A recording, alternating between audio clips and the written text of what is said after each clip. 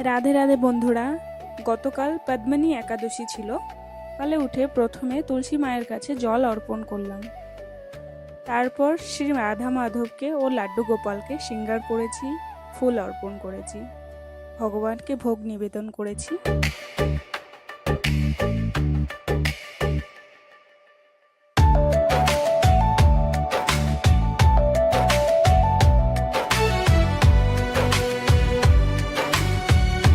পদ্মিনী একাদশী অত্যন্ত শুভ বলে মনে করা হয়। এই একাদশী প্রতি 3 বছরে একবার আসে পুরুষোত্তম মাসে।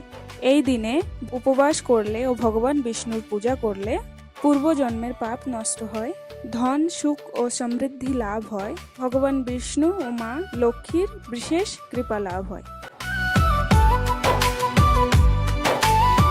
পুজো সেরে এখনে আমি শাখার প্রসাদ তৈরি করছি। এখনে আমের সিজন, তার জন্য আমি আমের জুস করেছি।